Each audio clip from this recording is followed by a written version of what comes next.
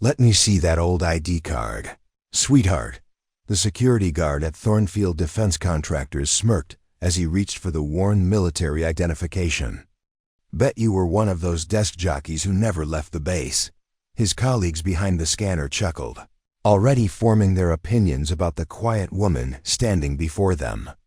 She handed over the faded card without a word, her expression unchanged.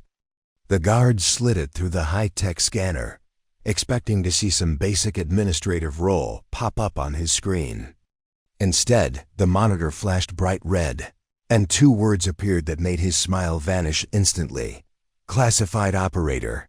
The laughter died. The room fell silent, and suddenly, everyone realized they had no idea who they were really dealing with. Before we jump back in, tell us where you're tuning in from. And if this story touches you, make sure you're subscribed, because tomorrow I've saved something extra special for you. Meet Autumn Reeves, 29 years old. Shoulder-length auburn hair that she always kept in a simple ponytail. Average height with a lean build that suggested someone who stayed in shape but didn't make a show of it. She had arrived at the Thornfield Defense Contractors facility in Millbrook, Colorado, that Tuesday morning with a single purpose: to apply for a junior security consultant position. The job posting had been modest: entry-level work helping with basic security, protocols for a private defense company that handled government contracts. The Thornfield building was an imposing structure of glass and steel, designed to intimidate and impress clients who dealt in serious money and serious secrets. Inside, the atmosphere was thick with the kind of masculine bravado that comes from an industry built on strength, strategy, and the assumption that real expertise belonged to those with the loudest voices and the most obvious credentials. The security team at the front desk embodied this perfectly. Led by a former Marine named Jake Morrison, they took pride in their ability to spot wannabes and pretenders from a mile away. Morrison was the kind of man who wore his service record like a badge of honor, constantly referencing his tours in Afghanistan and his real combat experience. His team, 3 other ex-military men who had found their way into private security, shared his dismissive attitude toward anyone who didn't fit their narrow definition of what a real operator looked like. When Autumn had walked through those glass doors, wearing simple black slacks, a white button-down shirt, and carrying a worn leather portfolio, she might as well have been invisible. To them, she looked like every other administrative applicant they'd seen, probably someone who had spent her brief military stint filing paperwork in some air-conditioned office, now hoping to leverage a few years of service into a cushy private sector job. Another one of those veteran applicants, Morrison had whispered to his colleague, Danny Fletcher, as Autumn approached the security desk. The air quotes around veteran said everything about what he thought of her service record. Probably spent her whole enlistment answering phones at some recruiting station. Fletcher, a stocky former Army sergeant with a permanent scowl, nodded in agreement. These contractors love hiring women vets for the optics. Makes them look diverse in their government presentations. He didn't bother lowering his voice. Autumn had heard comments like this before. In the 6 months since she'd left active duty, she'd encountered this attitude at job interviews, networking events, and even at the VA office. People looked at her and saw someone who couldn't possibly have done anything important during her time in uniform. She was too quiet, too unassuming, too normal-looking to have been involved in anything significant. The third security guard, Tommy Chun, was newer to the team, but eager to prove himself to his more experienced colleagues. "Should we even bother with the full background scan?" he asked Morrison. "I mean, look at her. Basic admin processing should be enough, right?" Morrison glanced over at Autumn, who was standing patiently at the visitor's desk, filling out the standard security clearance forms required for all potential employees. She worked methodically, her handwriting neat and precise, occasionally pausing to consider a question before answering. Nothing about her demeanor suggested someone who had ever faced real danger or made life or death decisions. Nah, run the full scan, Morrison decided, though his tone suggested it was more about following protocol than expecting to find anything interesting. Company policy. Besides, it'll be good for a laugh when we see what kind of make-believe job she had. Have you ever walked into a room and felt immediately judged before anyone even knew your story? Drop a comment below. You're definitely not alone. The Thornfield facility processed dozens of veteran applicants every month. Most had legitimate but unremarkable service records, mechanics, communication specialists, logistics coordinators, and various support roles that kept the military machine running but rarely made headlines. These were important jobs, necessary jobs, but they didn't carry the mystique that the security team associated with real military service. What Morrison and his team didn't understand was that some of the most critical military operations were carried out by people who looked exactly like everyone else. The most effective operators were often those who could blend in, who could walk through an airport or sit in a cafe without anyone giving them a second glance. The kind of people who could disappear into a crowd or assume any identity required for their mission. Autumn understood this better than most.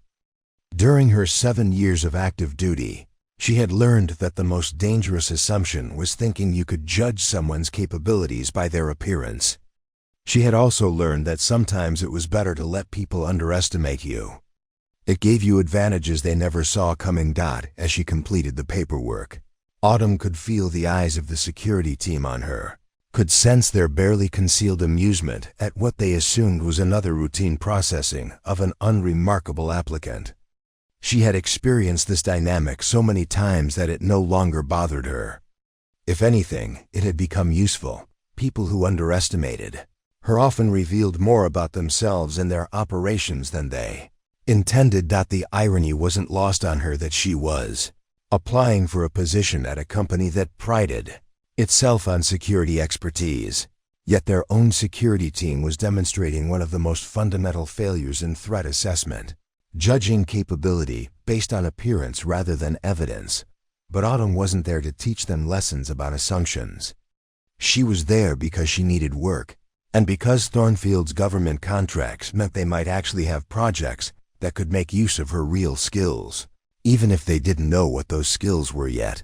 "All right, sweetheart," Morrison called out as she finished the forms, his tone dripping with condescension. "Let's get you processed so you can meet with HR about that nice little desk job." Autumn walked over to the security station, her expression calm and professional. She handed Morrison her military ID card, the same card she'd carried for 7 years, though it showed obvious signs of wear from extensive travel to places that weren't supposed to appear on any official itinerary. What happened next would change everything. Preparing and narrating. This story took us a lot of time, so if you are enjoying it, subscribe to our channel. It means a lot to us. Now back to the story. While Morrison processed her paperwork with theatrical slowness, clearly enjoying what he assumed was his position of authority over another wannabe, Autumn stood quietly at the security station. But those who observed carefully might have noticed something unusual about her stillness. This wasn't the nervous fidgeting of someone intimidated by the process. It was the controlled calm of someone conducting their own assessment. Her eyes moved systematically across the security setup, taking in details that most applicants would never notice. The placement of the cameras, the blind spots created by the reception desk layout, the response time between when Morrison pressed buttons and when systems activated. Her gaze lingered for just a fraction of a second on the emergency lockdown controls, the backup power indicators, and the subtle tells that revealed which security protocols were actually active versus which were just for show. When Tommy Chun made a joke about desk jockeys who never left the wire, Autumn's expression didn't change, but her left hand unconsciously moved to touch a small scar hidden beneath her shirt collar, a barely visible reminder of shrapnel from an IED blast outside Kandahar that had never made it into any official report. "Ma'am, I need you to look directly into the camera for your visitor photo, Danny Fletcher instructed, pointing to a standard security camera mounted above the desk. As Autumn positioned herself, Fletcher noticed something odd. Instead of the typical awkward adjustment most people made when facing a camera, she instinctively found the exact angle that would provide the clearest facial recognition scan, while simultaneously positioning herself so that the emergency exit remained in her peripheral vision. It was such a subtle movement that Fletcher almost missed it, and when he did notice, he dismissed it as coincidence. Morrison was still chuckling about something with his colleagues when Autumn quietly asked, "Is that a Genetech system you're running for access control?" Her voice was casual, conversational, but the question stopped Morrison mid-laugh. Genetech was a high-end security platform used primarily by organizations with serious security requirements, not something most people would recognize, let alone identify from just observing the user interface from across a desk. Yeah, Morrison replied, suddenly less amused. "How did you?" "I worked with similar systems during my service," Autumn said simply, offering no additional explanation. But now Tommy Chun was looking at her with slightly more interest. He'd worked with Genetech systems during his time with base security, and he knew that exposure to that level of technology usually meant someone had been involved in more than routine administrative work. As they waited for the background scan to process, Morrison's phone buzzed with a text message.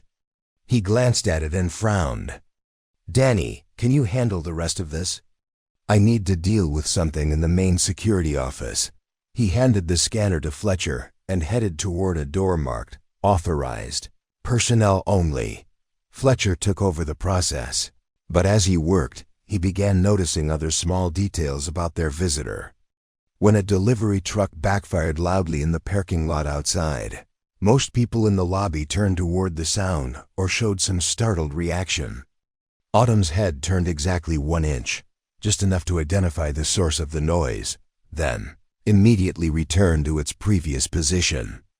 The movement was so controlled, so economical, that it spoke of training that went far beyond basic military discipline. More telling was what happened when the building's HVAC system cycled on, creating a subtle change in air pressure that most people never noticed. Autumn's breathing pattern adjusted automatically, so slightly that it was barely perceptible, but Fletcher caught it. He'd seen that same unconscious adaptation in soldiers who had spent time in environments where changes in air pressure could signal incoming mortar rounds or the breach of a sealed building. "What was your MOS?" Fletcher asked suddenly, using the military acronym for job classification. It was a test question.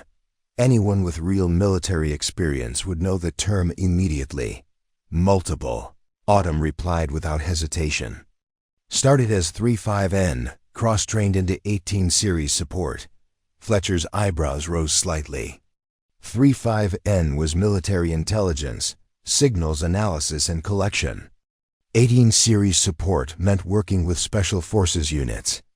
That combination was unusual, and it certainly wasn't the background of someone who had spent their service filing paperwork in an office. Tommy Chun, overhearing the conversation, turned from his computer screen. "Wait, you worked with SF units? Which groups?" "Various assignments," Autumn said, her tone remaining neutral. "Mostly overseas rotations." She didn't elaborate, but her answer carried the kind of careful vagueness that suggested information she wasn't at liberty to discuss. Chun exchanged a glance with Fletcher. They were both starting to realize that their initial assessment might have been wrong. Military intelligence personnel with special forces support experience didn't fit the profile of someone looking for entry-level security work. That kind of background usually led to high-level contractor positions or federal agency recruitment. While they processed this information, Autumn continued her own quiet observations. She noted that the security station's computer system showed indicators for multiple classified networks, SIPR, JUIX, and what appeared to be a custom network with acronyms she didn't recognize. The presence of those terminals meant Thornfield was handling more than basic government contracts. They were dealing with seriously classified material. She also observed the subtle signs that indicated this wasn't just a corporate security desk. It was an active monitoring station for a much larger operation. The multiple screens showing different camera feeds, the encrypted communication equipment partially hidden beneath the desk, and the way Fletcher and Chun positioned themselves suggested they were conducting actual security operations, not just processing visitors. When Chun's phone chimed with what appeared to be an encrypted message alert, Autumn recognized the distinctive tone of a SIM card's radio system, military-grade communications equipment that civilian security companies weren't supposed to have access to. The fact that Thornfield was using that level of communication security meant they were either violating federal regulations or they had contracts that specifically authorized such equipment. How long does the background scan usually take? Autumn asked, though she suspected she already knew the answer. The system Morrison had used wasn't a standard employment background check. It was a security clearance verification scanner that would be checking her information against classified databases. Depends on what comes up, Fletcher replied, but his tone had shifted from dismissive to cautious. Sometimes just a few minutes, sometimes longer. What Fletcher didn't say was that he'd never seen the scanner take this long to process someone's information. Usually, it returned results within 30 seconds, either a clear background suitable for employment, or a red flag indicating issues that would disqualify an applicant. Autumn's scan had been running for nearly 5 minutes, and the status still showed processing additional verification required. That status message was one Fletcher had only seen a handful of times, and it had always indicated that the person being scanned had some level of security clearance or classified background that required higher-level verification. The kind of background that most people working at Thornfield, including Fletcher himself, weren't cleared to see the details of. As they waited, Autumn's phone buzzed with a text message. She glanced at it briefly, and Fletcher caught a glimpse of what appeared to be a message in a language he didn't recognize, displayed in characters that definitely weren't standard text. When she closed the phone, she did so with the quick, practiced motion of someone accustomed to handling sensitive communications. The pieces weren't adding up. Nothing about Autumn Reeves matched the profile of someone applying for junior security work. Her knowledge of advanced security systems, her unconscious tactical awareness, her carefully vague responses about her military service, and now the extended background verification time all pointed to someone with a much more complex and classified history than she was letting on. Fletcher found himself studying her more carefully, trying to reconcile the quiet, unassuming woman standing at his desk with the growing evidence that she wasn't what she appeared to be. And for the first time since she'd walked through their doors, he began to wonder if maybe, just maybe, they had seriously misjudged who they were dealing with. Just as Fletcher was beginning to reconsider his initial assessment, Morrison returned from the security office with a swagger that suggested he'd received information that boosted his confidence. Behind him walked a woman in expensive tailored suit, Vanessa Sterling, Thornfield's head of human resources and the person responsible for maintaining the company's carefully cultivated image of professionalism and diversity. Well, Morrison announced loudly enough for everyone in the lobby to hear. Looks like we've got ourselves a genuine mystery woman here. His tone dripped with sarcasm as he approached the security desk. Sterling here just filled me in on something interesting about our applicant, Vanessa. Sterling was the kind of corporate executive who wielded politeness like a weapon. She had built her career on the ability to deliver devastating blows while maintaining a perfectly professional smile. At Thornfield, she served as the gatekeeper who ensured that only the right kind of veterans made it through the hiring process, those who fit the company's preferred image of what military service should look like. Ms. Reeves, Sterling said with a smile that didn't reach her eyes, I've been reviewing your application, and I have to say there are some Inconsistencies that concern us. She held up a tablet displaying what appeared to be Autumn's employment history. According to your resume, you left active duty only 6 months ago, but you've been Fletcher nodded along, his earlier doubts now seeming foolish. Of course there was a simple explanation. People exaggerated their military service all the time, especially when applying for contractor positions where military experience commanded premium salaries. The extended background scan was probably just the system trying to verify claims that didn't match any official records. And then there's the matter of your security clearance, Morrison added, pulling out a printed document. According to the preliminary scan, your clearance status shows as inactive, which usually means it was revoked or suspended for cause. Care to explain what happened there? The lobby had grown quiet. Other visitors and employees were now watching the interaction with the kind of morbid fascination people reserve for public humiliations. Autumn stood perfectly still, her expression unchanged, but Morrison interpreted her silence as confirmation of guilt. "Let me guess," he continued, warming to his theme. "You washed out of whatever program you claim to have been in, got your clearance pulled, and now you're shopping around for any job that'll take you. Probably hoping we won't dig too deep into the real story." His voice carried across the lobby, ensuring maximum exposure for what he clearly saw as his moment of triumph. Sterling pulled out her phone and made a show of scrolling through what appeared to be official documentation. "I also noticed that your DD to 214 shows a discharge date that doesn't align with your claimed final assignment dates. There's a 3-month gap that's unaccounted for. In my experience, unexplained gaps in military records usually indicate disciplinary issues or medical discharge for psychological reasons." The phrase "psychological reasons" was delivered with particular emphasis, designed to plant seeds of doubt about Autumn's mental stability. It was a common tactic Sterling used to discredit applicants she deemed undesirable, questioning their mental fitness in ways that were difficult to challenge without seeming defensive. Morrison seized on the opening. "That would explain a lot, actually. PTSD, adjustment disorders, anger management issues.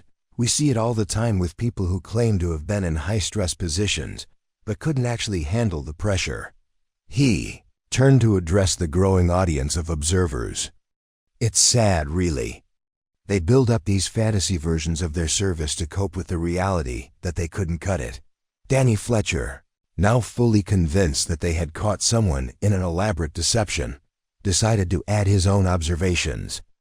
"Yeah, and earlier she was asking about our security systems like she knew something about them. Probably picked up some basic knowledge from whatever desk job she actually had and thought she could impress us." He shook his head with exaggerated disappointment. Classic stolen valor behavior. The accusation of stolen valor was particularly damaging. In military and contractor circles, few things were considered more despicable than someone who exaggerated or fabricated their service record. It was the kind of accusation that could destroy a person's reputation permanently, making them unemployable in any veteran-focused organization. Sterling stepped closer to Autumn, invading her personal space in a way designed to provoke a reaction. "Ms. Reeves, I think it would be best for everyone if you were honest about your actual military experience. We're prepared to consider you for positions that match your real qualifications, administrative support, perhaps, or basic clerical work. But this fantasy about intelligence work and special operations support needs to stop." Morrison pulled out his phone and began typing. "You know what? I'm going to send a heads up to the other contractors in the area. They should know about applicants who misrepresent their service records. It's a professional courtesy we extend to each other." The threat was clear. He was preparing to blacklist her throughout the local defense contractor community. "Better yet," Sterling added, "maybe we should verify your claims with the appropriate military personnel offices. I'm sure they'd be very interested to know about someone potentially committing fraud with forged documentation." She made it sound like she was doing Autumn a favor by not immediately calling military police. The small crowd that had gathered was now openly watching the confrontation. Several Thornfield employees had stopped their work to observe what appeared to be the public exposure of someone trying to scam their way into employment. The mood was a mixture of righteous indignation and voyeuristic entertainment. Tommy Chun, eager to prove his loyalty to the team, decided to contribute his own observation. Come to think of it, when she was answering questions about her MOS, she was pretty vague. Real military intel people are usually more specific about their training and assignments. She was probably just repeating stuff she found on military websites. Morrison nodded sagely. Exactly. Real operators don't talk in generalities. They have specific details, unit histories, deployment schedules. This whole various assignments and overseas rotations nonsense is textbook faker behavior. Sterling checked her watch with theatrical impatience. Ms. Reeves, we've given you ample opportunity to clarify these discrepancies. Your continued silence is quite telling. I think we can safely conclude that Thornfield Defense Contractors is not the right fit for someone with your creative approach to employment history. The dismissal was complete and public. Morrison was already reaching for Autumn's visitor badge, clearly intending to escort her from the building. Fletcher had pulled up what appeared to be a security incident report on his computer, documenting the encounter for future reference. Chun was looking at Autumn with a mixture of disappointment and contempt, as if personally betrayed by her alleged deception. But as Sterling moved to signal building security to escort Autumn out, something unexpected happened. The background scanner, which had been running silently throughout the entire confrontation, finally completed its verification process. The screen flashed, and a series of alert tones began sounding from the security station. Fletcher glanced at his monitor and frowned. Instead of the simple clearance denied or basic employment verification he expected, his screen was displaying something he'd never seen before. Multiple warning indicators were flashing, and text was scrolling rapidly across the display, text that included phrases like compartmented access and special access, required, and contact security control officer. Immediately, Morrison noticed Fletcher's confused expression and looked over his shoulder at the screen. His confident smile began to fade as he tried to process what he was seeing. Fletcher nodded along, his earlier doubts now seeming foolish. Of course, there was a simple explanation. People exaggerated their military service all the time, especially when applying for contractor positions where military experience commanded premium salaries. The extended background scan was probably just the system trying to verify claims that didn't match any official records. And then there's the matter of your security clearance, Morrison added, pulling out a printed document. According to the preliminary scan, your clearance status shows as inactive, which usually means it was revoked or suspended for cause. Care to explain what happened there? The lobby had grown quiet. Other visitors and employees were now watching the interaction with the kind of morbid fascination people reserve for public humiliations. Autumn stood perfectly still, her expression unchanged, but Morrison interpreted her silence as confirmation of guilt. Let me guess, he continued, warming to his theme. You washed out of whatever program you claim to have been in, got your clearance pulled, and now you're shopping around for any job that'll take you. Probably hoping we won't dig too deep into the real story. His voice carried across the lobby, ensuring maximum exposure for what he clearly saw as his moment of triumph. Sterling pulled out her phone and made a show of scrolling through what appeared to be official documentation. I also noticed that your DD-214 shows a discharge date that doesn't align with your claimed final assignment dates. There's a 3-month gap that's unaccounted for. In my experience, unexplained gaps in military records usually indicate disciplinary issues or medical discharge for psychological reasons. The phrase psychological reasons was delivered with particular emphasis. designed to plant seeds of doubt about Autumn's mental stability. It was a common tactic Sterling used to discredit applicants she deemed undesirable, questioning their mental fitness in ways that were difficult to challenge without seeming defensive. Morrison seized on the opening. That would explain a lot, actually. PTSD, adjustment disorders, anger management issues. We see it all the time with people who claim to have been in high-stress positions, but couldn't actually handle the pressure. He turned to address the growing audience of observers. It's sad, really. They build up these fantasy versions of their service to cope with the reality that they couldn't cut it. Danny Fletcher, now fully convinced that they had caught someone in an elaborate deception, decided to add his own observations. Yeah, and earlier she was asking about our security systems like she knew something about them. Probably picked up some basic knowledge from whatever desk job she actually had and thought she could impress us. The implications of this revelation began settling over the assembled group. If Autumn's father had been a high-level DIA operative, then her own military service would have been conducted under extraordinary security protocols.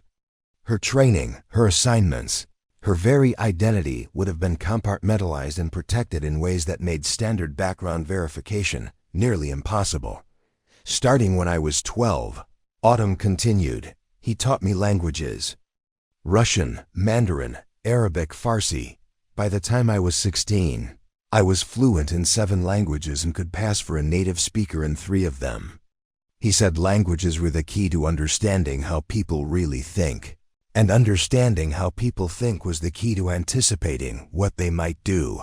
Tommy Chun, who had been skeptical of her military claims just minutes earlier, was now beginning to understand why her background verification was taking so long. Personnel with that level of linguistic capability and cultural training weren't processed through standard military channels.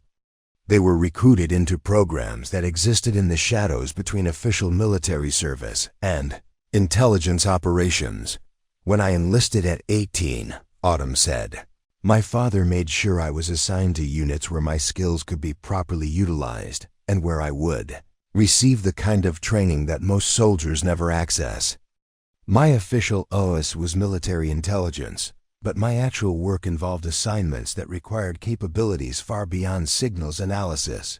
She paused, seeming to weigh how much she could safely reveal. The 3-month gap in my service record that Ms. Sterling mentioned. That was time I spent in a medical facility recovering from injuries sustained during an operation to extract a compromised asset from Aleppo.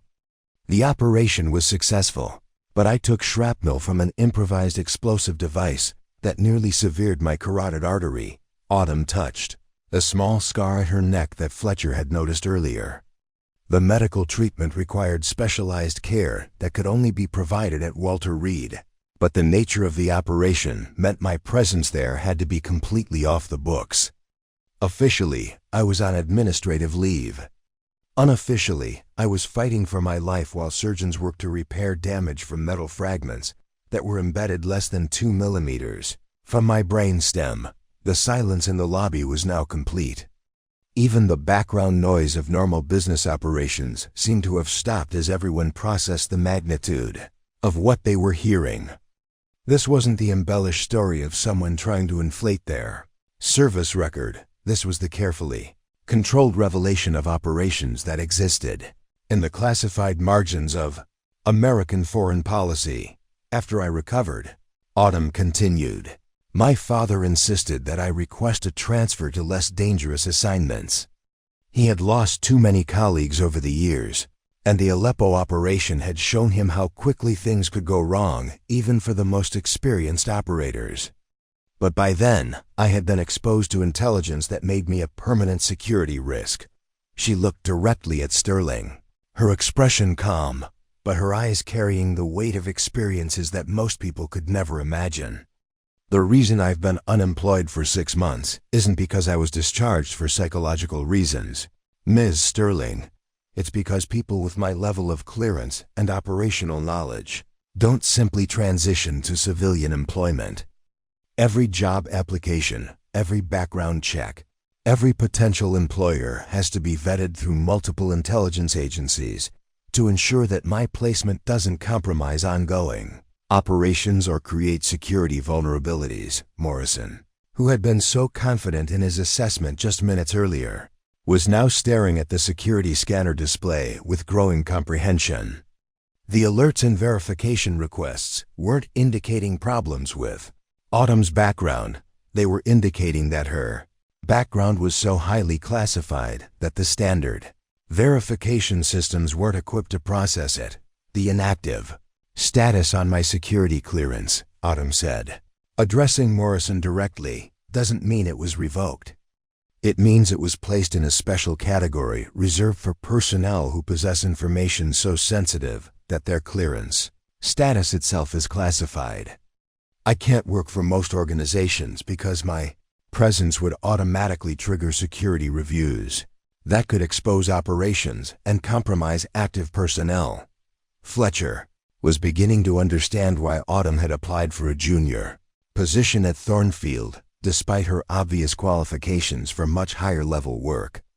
Companies like Thornfield operated in the gray area between military and civilian operations, handling contracts that required high-level security clearances but maintaining enough separation from official government agencies to provide plausible deniability for sensitive operations.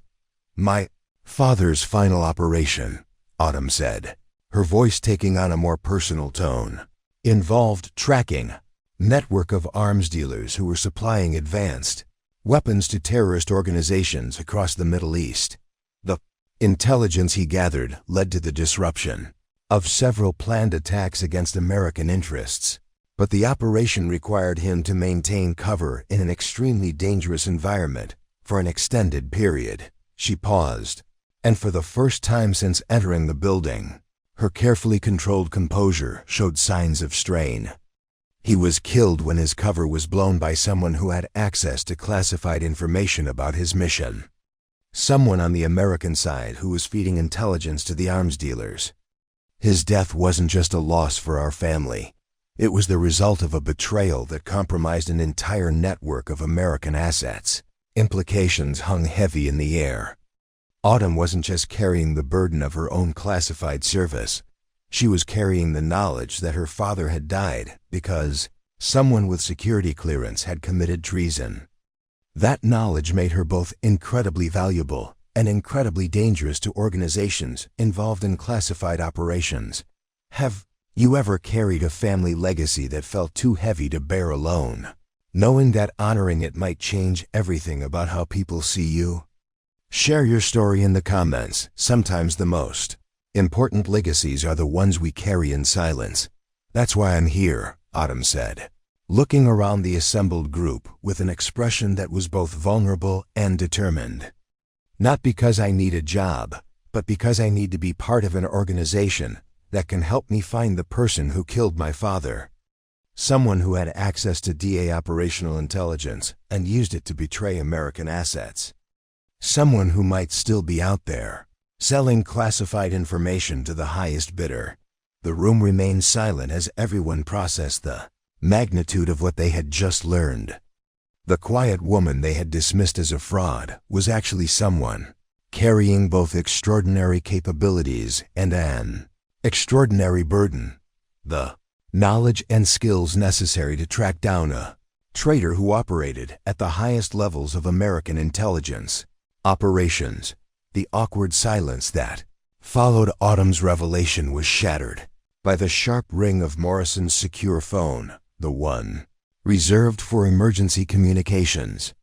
He answered it with a curt, "Morrison," but his expression quickly shifted from routine annoyance to serious concern. The implications of this revelation began settling over the assembled group. If Autumn's father had been a high-level DIA operative, then her own military service would have been conducted under extraordinary security protocols. Her training, her assignments, her very identity would have been compartmentalized and protected in ways that made standard background verification nearly impossible. Starting when I was 12, Autumn continued, he taught me languages. Russian, Mandarin, Arabic, Farsi.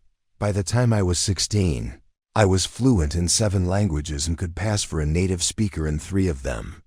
He said languages were the key to understanding how people really think, and understanding how people think was the key to anticipating what they might do.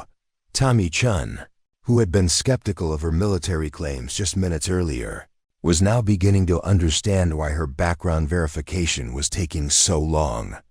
Personnel with that level of linguistic capability and cultural training weren't processed through standard military channels. They were recruited into programs that existed in the shadows between official military service and intelligence operations. When I enlisted at 18, Autumn said, my father made sure I was assigned to units where my skills could be properly utilized and where I would receive the kind of training that most soldiers never access. My official OS was military intelligence, but my actual work involved assignments that required capabilities far beyond signals analysis. She paused, seeming to weigh how much she could safely reveal. The 3-month gap in my service record that Ms. Sterling mentioned. That was time I spent in a medical facility recovering from injuries sustained during an operation to extract a compromised asset from Aleppo. The operation was successful, but I took shrapnel from an improvised explosive device that nearly severed my carotid artery. Autumn touched a small scar at her neck that Fletcher had noticed earlier. The medical treatment required specialized care that could only be provided at Walter Reed, but the nature of the operation meant my presence there had to be flooded from the water main break yesterday. Facility said it won't be clear for another 2 days. Morrison's training was taking over, but the stress in his voice was evident. We need an alternative. Sterling, who had been listening to the exchange with growing panic, suddenly turned to Autumn. You said you worked in military intelligence. Do you know anything about building security? About how to handle situations like this? It was the first time since Autumn had entered the building that anyone had asked for her professional opinion rather than dismissing it. The irony wasn't lost on anyone present. The woman they had spent the morning humiliating was now being asked to help solve a crisis that their own expertise couldn't handle. Autumn looked at the building schematics Morrison had displayed, her eyes moving quickly across the floor plans and security features.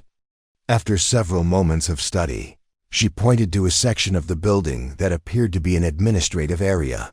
The North Conference Room, she said, her voice calm despite the crisis unfolding around them. It has reinforced walls from when this building was originally constructed as a federal facility. More importantly, it has independent ventilation and communication systems that can't be compromised from the main building infrastructure. Morrison looked skeptical. That's just a conference room. It's not designed as a safe room. No. Autumn agreed. But it's actually more secure than your designated safe room for this type of threat. Your safe room is designed to protect against conventional attacks, but it has vulnerabilities that could be exploited by someone with knowledge of government facility security protocols. She traced her finger along the building schematic, highlighting a route that none of the security team had considered. If you move people to the North Conference Room and establish a secondary exit through the service corridor that connects to the parking garage, you create multiple options for evacuation while maintaining defensive positions. Fletcher frowned as he followed her reasoning. But that would mean splitting our security coverage. We don't have enough personnel to monitor multiple locations effectively. You don't need to monitor them, Autumn replied. You need someone who can read the attack patterns and predict where the threats will emerge. Someone who can coordinate defensive positions based on real-time intelligence assessment rather than predetermined security protocols.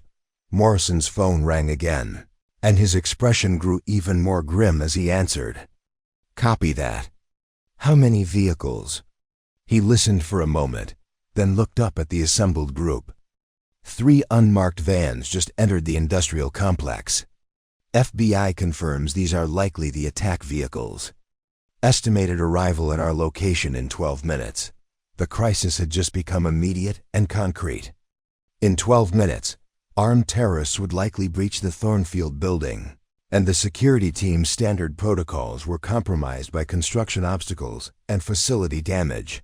Sterling grabbed Morrison's arm. "We have to evacuate everyone now. Get them to the cars and away from the building." "Negative," Morrison replied, shaking his head. "FBI says the attackers have positioned vehicles to block the main exits from the complex. Anyone leaving the building becomes a target in open ground with no cover. We have to shelter in place and wait for tactical response teams." "How long until backup arrives?" Chun asked, though his expression suggested he already suspected the answer wouldn't be encouraging. Morrison checked his notes from the phone calls. "Federal tactical units are 25 minutes out. Local SWAT is 18 minutes. We're on our own for at least the first 15 minutes of any attack." The mathematics were stark and unforgiving. 3 vehicles full of armed attackers against 4 security guards with limited tactical training and compromised defensive positions. Even with the advantage of a fortified building, the odds were not favorable for the defenders. Fletcher was studying the building schematics with increasing frustration. "Our defensive positions are all designed around normal security threats, individual intruders, workplace violence, that kind of thing. We're not set up to handle a coordinated assault by multiple attackers." "That's because you're thinking like security guards instead of thinking like soldiers," Autumn said quietly. Her comment wasn't meant as criticism, but as an observation about the fundamental difference between facility security and combat operations. Morrison looked at her with an expression that mixed desperation with reluctant hope. "What would you do differently?" The question hung in the air like a challenge.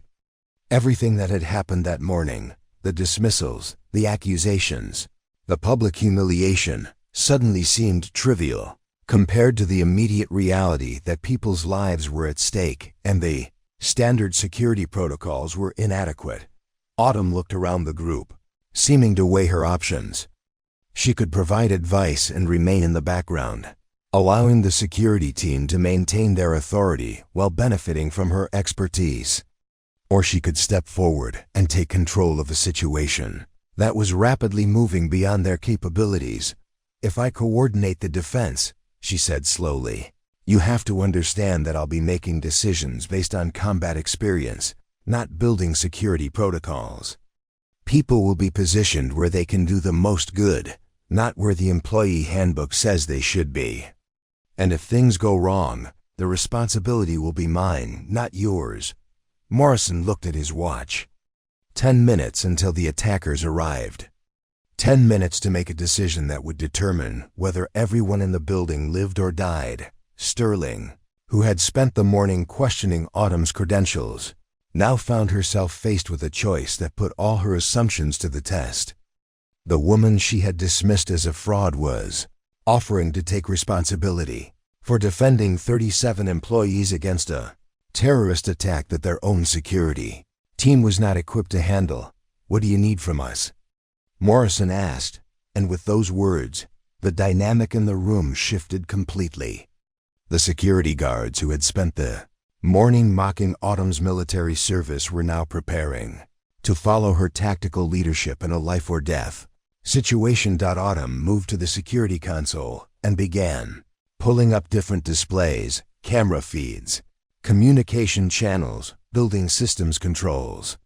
Her movements were swift and decisive, the actions of someone who had been in command situations before and knew exactly what information she needed to assess their defensive options. "First," she said, "we're going to move everyone to positions where they can survive the initial assault.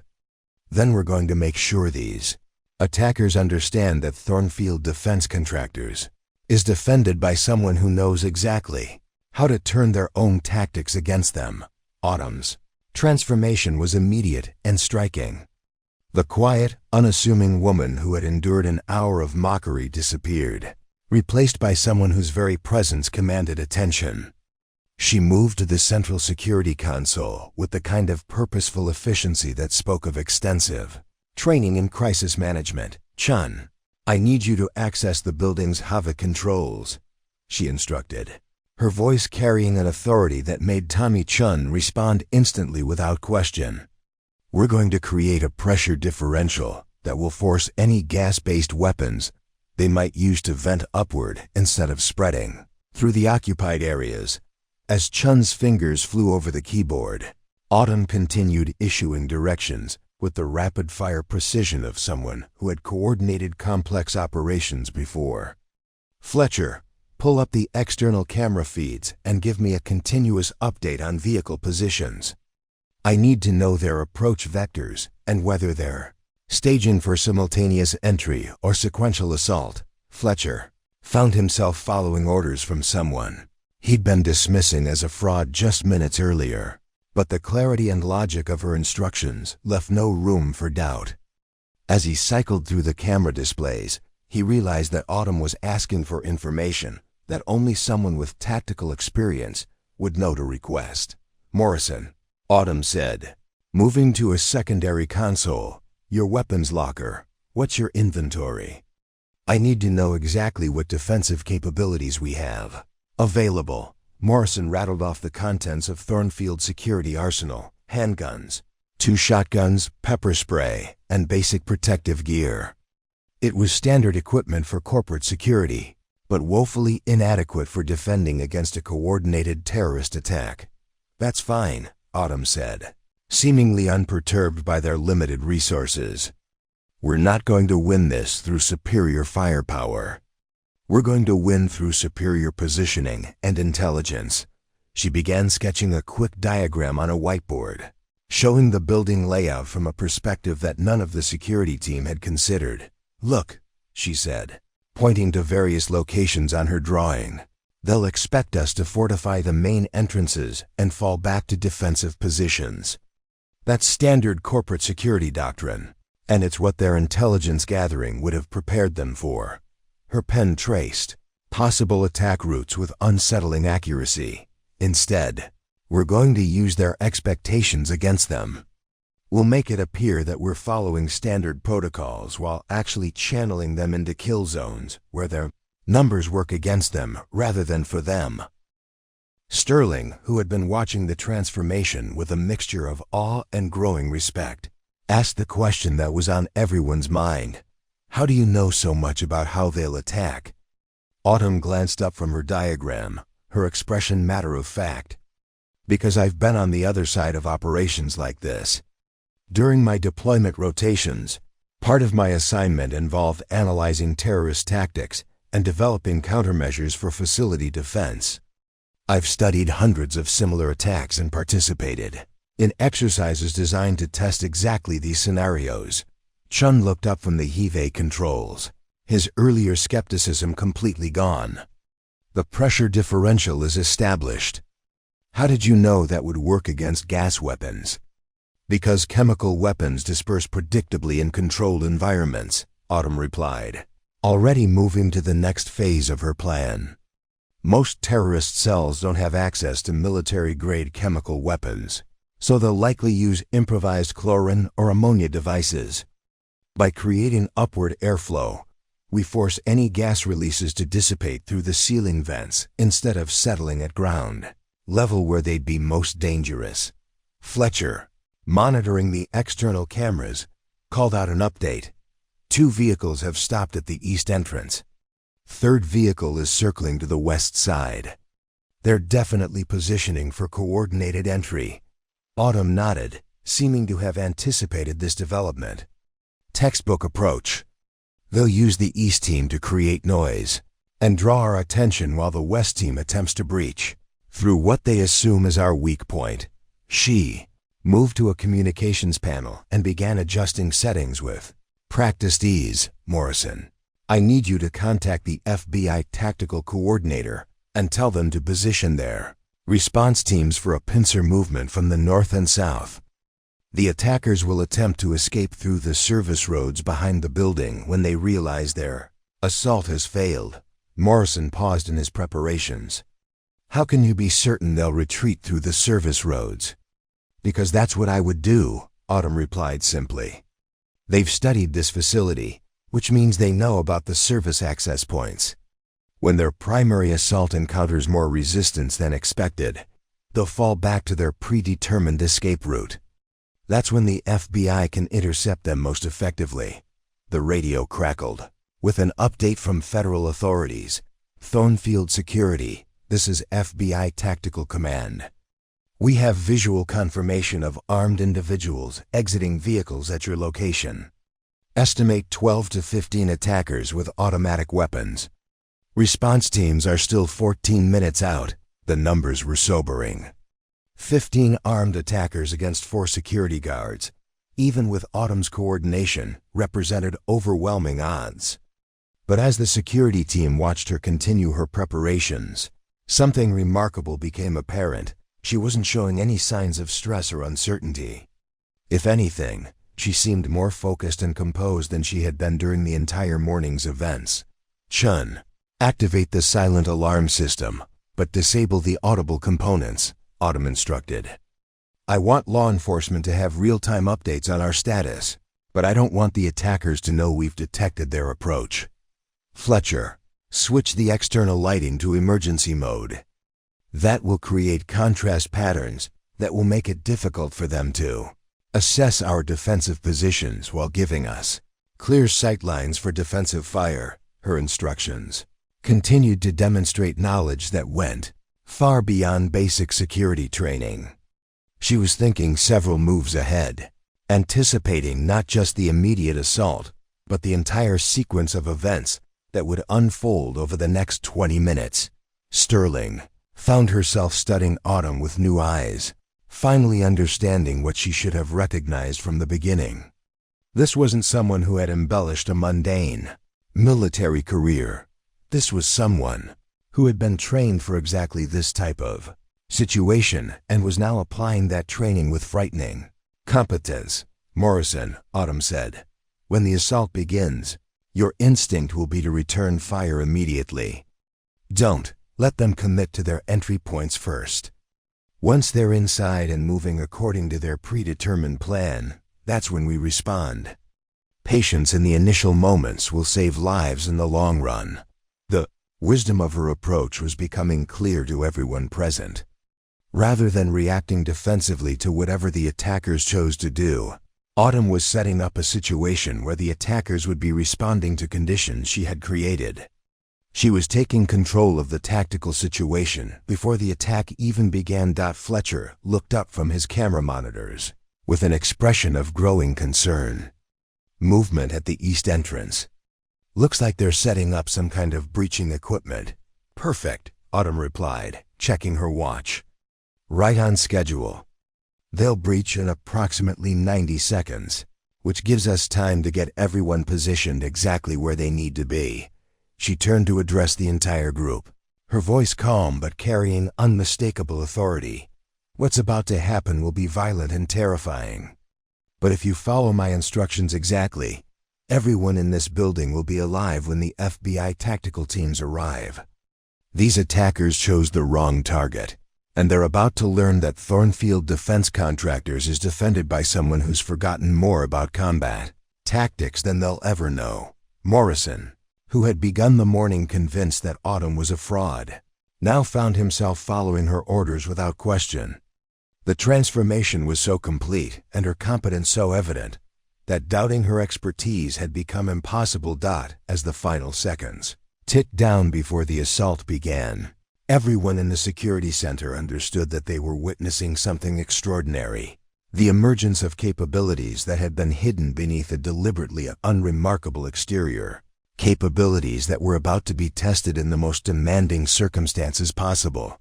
The explosion that rocked the east entrance came exactly when Autumn had predicted. Glass shattered, emergency lighting flashed, and the sound of boots on concrete echoed through the building's corridors. But instead of the chaos that the attackers expected to find, they encountered something entirely different. A building that seemed to be responding to their presence with almost supernatural awareness. As the first team of attackers moved through the breached entrance, they found themselves walking into corridors where the lighting had been strategically adjusted to create blind spots that favored the defenders. The air circulation system was moving gas from their improvised chemical devices away from occupied areas and toward venting systems that neutralized their effectiveness. Most unsettling of all, they began encountering defensive positions that seemed to anticipate their exact approach routes. From the security center, Autumn watched the tactical display with the focused intensity of someone who had orchestrated similar operations before. Every camera angle, every sensor reading, every piece of information flowing across the monitors was being processed and integrated into a comprehensive picture of the unfolding assault. First, team is moving toward the main corridor exactly as predicted, she reported to Morrison, who was positioned at a defensive choke point. Second team just breached the west entrance. They're heading for the stairwell, which means they're trying to access the upper floors to establish overwatch positions. Her analysis was proving accurate with frightening precision. The attackers were following tactical patterns that she had clearly studied extensively, moving according to assault doctrines that she understood better than they did. Chun, activate the stairwell security doors now, Autumn instructed. Lock the second team between floors 3 and 4. That eliminates their overwatch capability and forces them to backtrack through areas where we can monitor their movements. As Chun executed her orders, the attackers found themselves trapped in a stairwell that had suddenly become a liability rather than an advantage. Their communications crackled with confusion as they realized that their carefully planned assault was being countered by someone who seemed to understand their tactics better than they understood them themselves. Fletcher, monitoring multiple camera feeds simultaneously, looked up with an expression of amazement. How are you predicting their movements so accurately? It's like you can read their minds. I'm not reading their minds, Autumn replied, her attention never leaving the tactical display. I'm reading their training. These aren't random terrorists. They're using modified military assault protocols. Specifically, they're using variations of urban warfare tactics that were developed for asymmetric operations in Iraq and Afghanistan. She pointed to a specific camera feed showing the first team's movement pattern. See how they're maintaining spacing and using cover? That's adapted from counterinsurgency operations. The problem is, those tactics were designed for environments where the defenders were using guerrilla warfare approaches. They're not effective against someone who understands conventional military defensive strategies. Morrison's voice crackled over the radio from his position. Autumn, I have visual on 3 attackers approaching my position. They're moving exactly like you said they would. Wait for them to commit to the corridor, Autumn responded calmly. Let them get halfway to your position before you engage. Once they're committed, they can't retreat quickly enough to avoid defensive fire. The radio fell silent for several tense seconds, then erupted with the sound of gunfire. Morrison's voice came back, slightly breathless but triumphant. 3 targets down. They walked right into the position you predicted. Sterling, who had been observing Autumn's coordination of the defense with growing awe, finally asked the question that had been building since the assault began. Who are you really? This level of tactical knowledge doesn't come from standard military intelligence training. Autumn glanced at her briefly, then returned her attention to the monitors. Fletcher, pull up the background scan results. The verification that's been running since this morning should be complete by now. Fletcher's fingers moved over his keyboard, accessing the security verification system that had been processing Autumn's credentials for hours. As the results populated his screen, his expression shifted from curiosity to shock, then to something approaching disbelief. Jesus Christ, Fletcher whispered, staring at his monitor. Autumn, this says you're... This can't be right. Read it out loud, Autumn instructed, never taking her eyes off the tactical situation. Fletcher's voice was barely audible. Classification level, TS, SCI, SAP. Assignment history, Task Force 121. Operation Inherent Resolve, Combined Joint Special Operations Task Force. Combat deployments, Syria, Iraq, Afghanistan, Somalia. Specialization, high-value target operations, direct action, special reconnaissance. The words hung in the air like a revelation that recontextualized everything that had happened that morning. Task Force 121 was a classified special operations unit that conducted the most sensitive counterterrorism missions in the world. TSSCIS AP clearance indicated access to intelligence compartments that were restricted to fewer than 1,000 people in the entire U.S. government. That's impossible, Sterling breathed.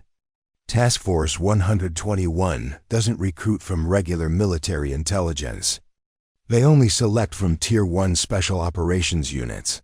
That's correct, Autumn acknowledged, making an adjustment to the building's security systems that trapped the second team of attackers in a section where they could be easily contained until law enforcement arrived. I wasn't recruited from military intelligence. I was recruited directly from Delta Force. Selection after completing the first female candidate ever to finish the entire program.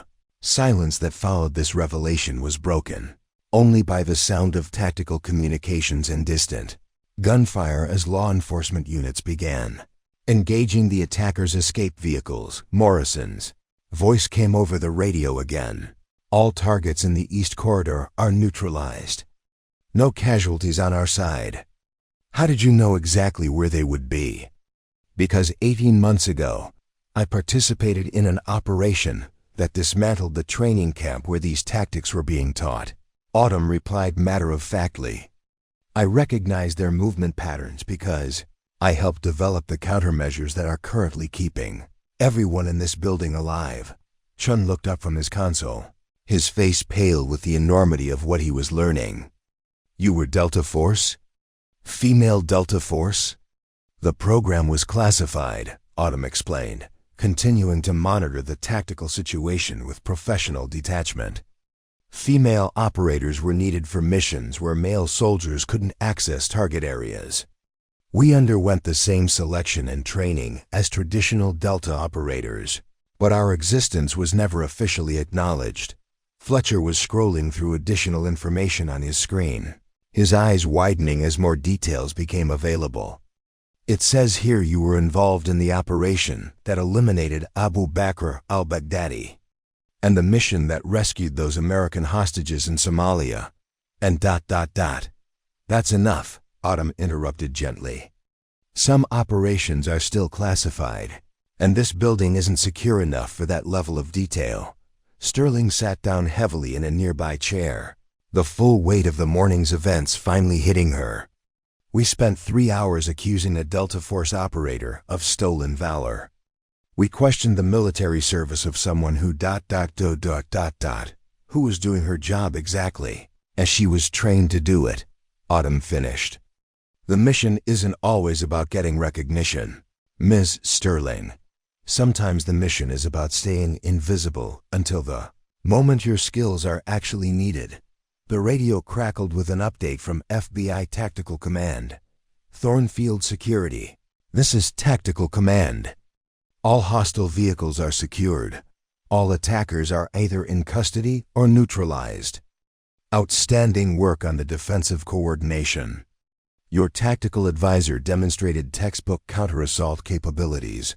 Morrison's voice came back over the radio, filled with a respect that had been completely absent that morning. Tactical advisor confirms all threats neutralized. Building is secure for federal sweep teams. As the immediate crisis passed and the adrenaline began to fade, everyone in the security center found themselves looking at Autumn with entirely new understanding. The quiet woman who had applied for a junior security position was actually one of the most highly trained military operators in American Special Forces history.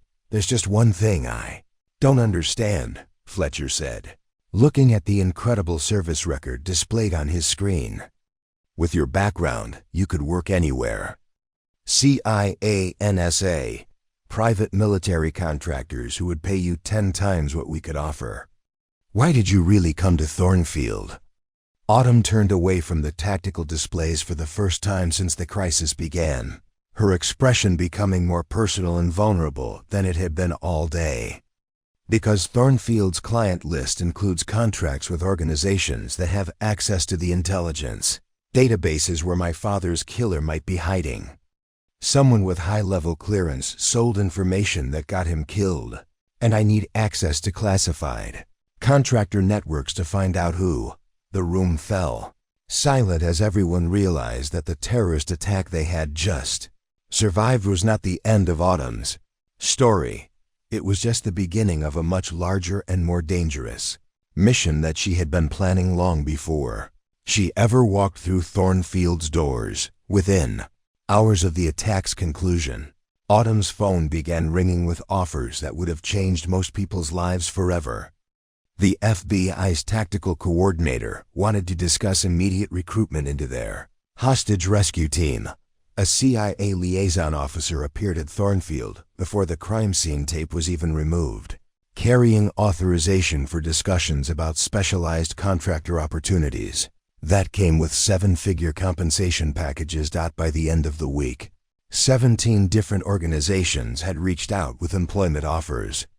Blackwater, formerly known as Z Services, offered her a position leading their most elite protection details for high-value diplomatic targets. The Defense Intelligence Agency wanted to discuss her return to active duty with immediate promotion to lieutenant colonel and assignment to classified operations that would utilize her unique combination of special operations experience and intelligence background. Even more impressive were the private sector opportunities. Thornfield's competitors had somehow learned about her role in defending the facility, and they were offering positions that included signing bonuses larger than most people's annual salaries. Titan Defense Group offered her their Chief of Special Operations position, complete with a staff of 12 former Special Forces personnel, and unlimited operational budgets. Vanessa Sterling, whose entire perspective on personnel evaluation had been fundamentally altered by the morning's events, found herself in the unusual position of trying to convince someone to accept a position rather than defending the company against unqualified applicants.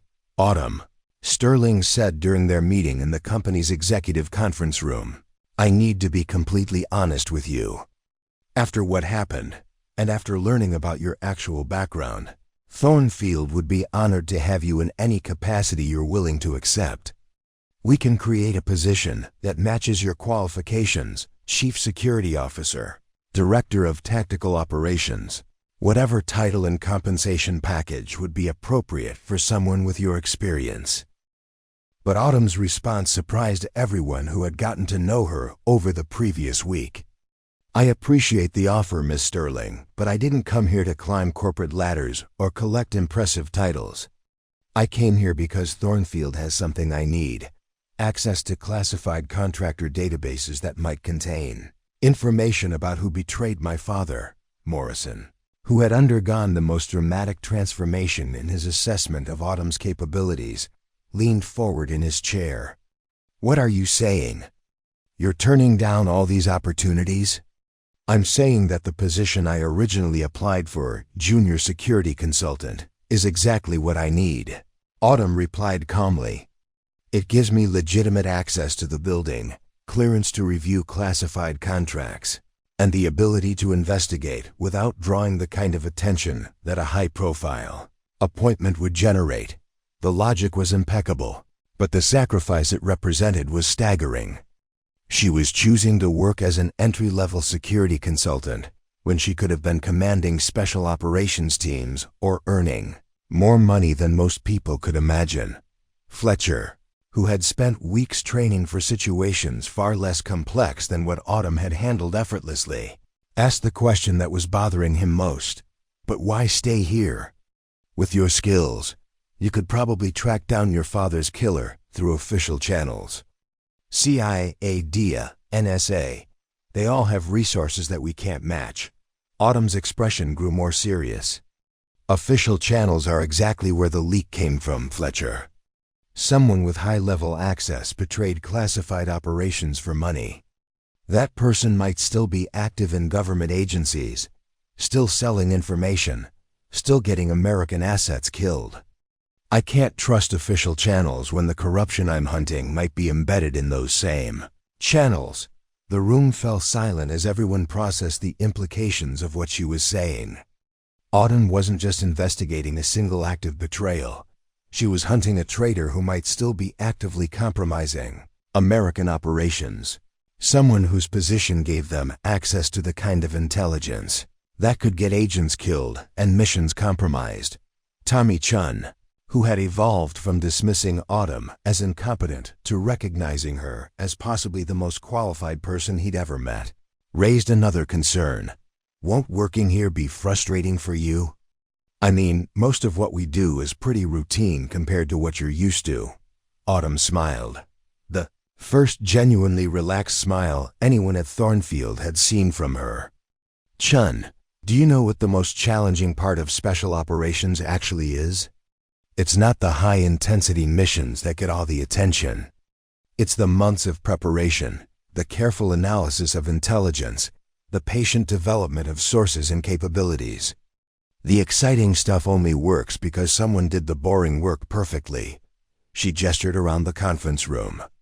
This job gives me the perfect cover to do that boring work. I can analyze contract databases, review classified communications, and investigate suspicious activities while appearing to be just another security consultant doing routine background checks. Morrison shook his head in amazement. So you're choosing to stay invisible. I'm choosing to be effective, Autumn corrected. Sometimes the most important work is done by people no one notices. My father understood that. He spent 30 years in positions where his greatest successes were operations that never made headlines. Threats that were neutralized before anyone knew they existed. Sterling looked at the stack of employment, offers on the conference table, opportunities that represented millions of dollars and positions of tremendous prestige and authority. I have to ask, Autumn, don't you want recognition for what you've accomplished? Don't you want people to know about your service, your capabilities? Autumn considered the question carefully before answering. Miss Sterling, recognition is something you get after the mission is complete. My mission isn't complete. There's still a traitor out there selling American secrets, still operations being compromised, still people dying because someone decided that money was more important than loyalty. She stood up, straightening her simple blazer, the same understated professional attire she had worn when applying for the junior position. When I find that person and stop them from doing more damage, then maybe I'll think about recognition. Until then, I have work to do. The transformation in how everyone at Thornfield interacted with Autumn was immediate and profound. The security team that had once mocked her now sought her advice on everything from tactical planning to equipment evaluation. Sterling included her in strategic planning meetings where her insights into threat assessment and operational security proved invaluable. Even the maintenance staff began approaching her with questions about building security that they had never thought to ask before. But perhaps the most significant change was in how Autumn approached her new colleagues. Gone was the careful distance she had maintained during her first day. She began sharing her knowledge freely, teaching tactical concepts during routine security briefings, and mentoring the younger staff members who showed interest in professional development. Morrison, whose opinion of Autumn had undergone the most dramatic reversal, found himself learning things about security work that his military training had never covered. You know, he told her one afternoon as they reviewed building security protocols, I spent 8 years in the Marines thinking I understood what professional competence looked like. I had no idea how much I didn't know. That's not a criticism of your service, Morrison, Autumn replied. Military training prepares you for specific environments and specific threats. But the civilian world presents different challenges that require different skills. The key is staying humble enough to keep learning. 3 months later, when a reporter from Defense Weekly magazine tracked down the story of the Thornfield attack and wanted to interview the tactical expert who had coordinated the successful defense, Autumn politely declined. The article that eventually ran praised the anonymous security consultant whose textbook defensive coordination had prevented what could have been a catastrophic terrorist attack. Have you ever met someone who chose service over recognition, who quietly made your life better without asking for credit? Take a moment to thank them, because the world needs more people who understand that the most important work is often done by those who don't need applause. 6 months after starting her position at Thornfield, Autumn achieved her first major breakthrough in tracking her father's killer.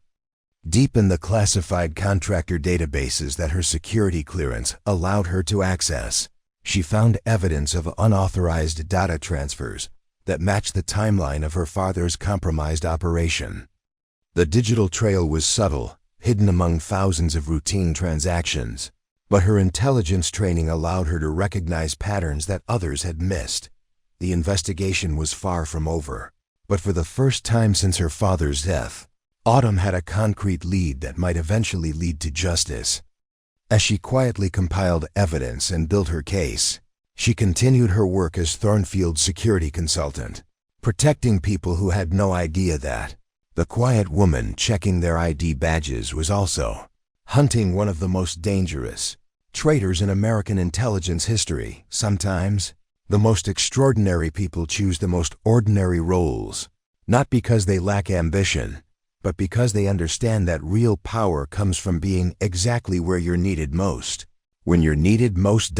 And sometimes, the person sitting quietly in the corner, the one everyone underestimates, is actually the one keeping everyone else safe, not for recognition, not for reward, but because someone needs to do the job, and they're the only one qualified to do it right. Up next, you've got 2 more standout stories right on your screen.